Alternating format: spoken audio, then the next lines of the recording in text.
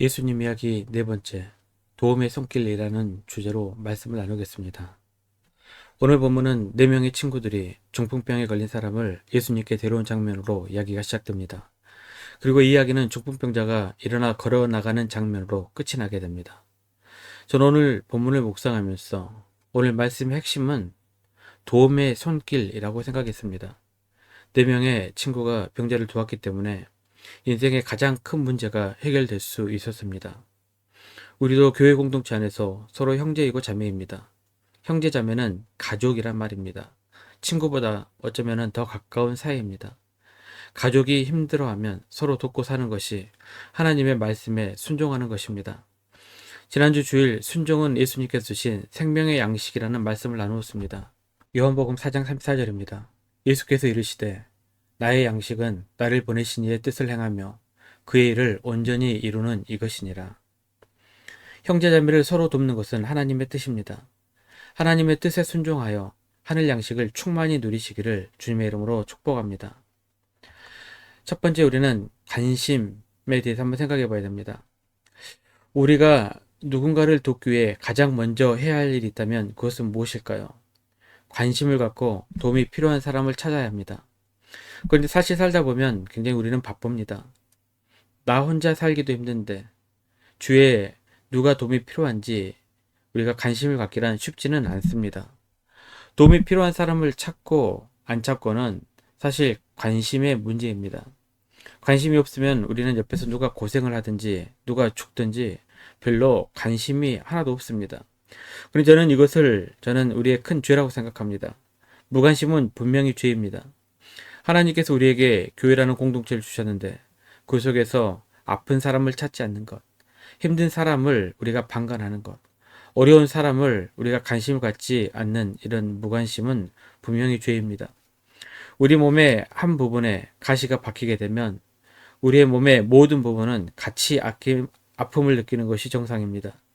그런데 그것을 느끼지 못한다면 그건 분명히 몸에 이상이 있는 것입니다. 영적으로 그것은 질병이고 죄입니다. 죽어가는 영혼을 보고도 무관심한 것도 분명히 우리의 잘못입니다. 무관심의 죄. 여러분 생소하십니까? 제가 옛날 청년부 담당했을 때 청년들에게 이제 수련회에서 하나의 죄를 쓰라고 했습니다. 그때 청년들이 썼던 죄 중에 가장 많은 것이 무관심의 죄였습니다. 다른 사람들에게 무관심하다는 것. 요즘 시대의 세태를 반영하는 것 같습니다. 우리는 이제 주변을 한번 돌아봐야 됩니다.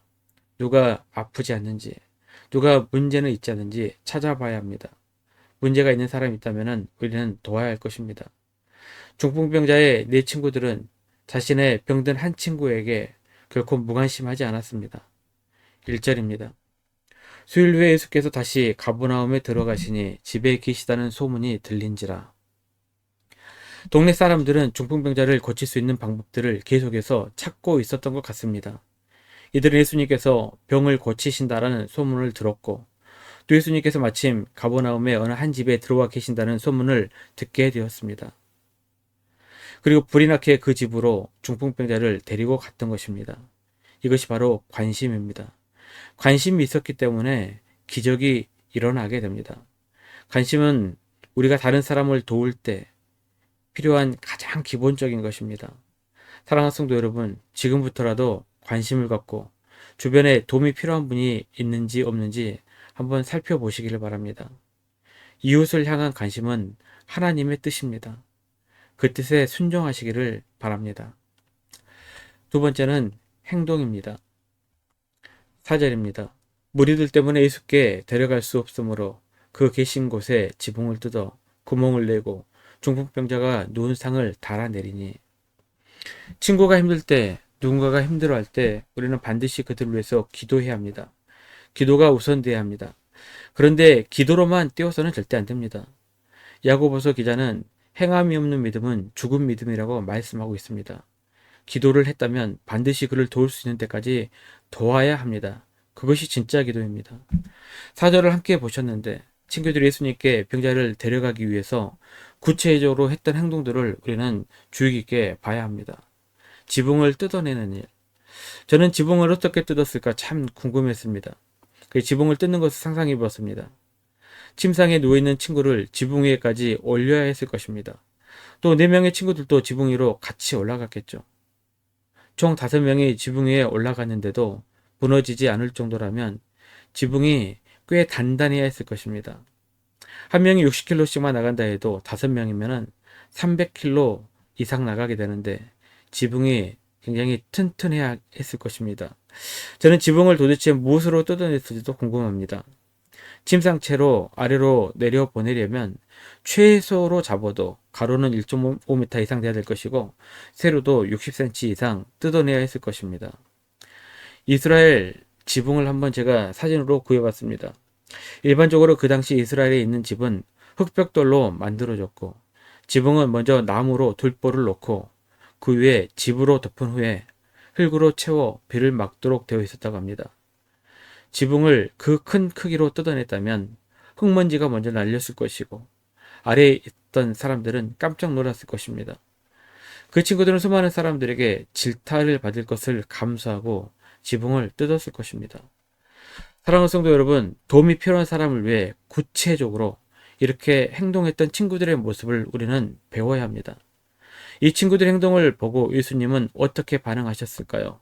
5절 말씀입니다.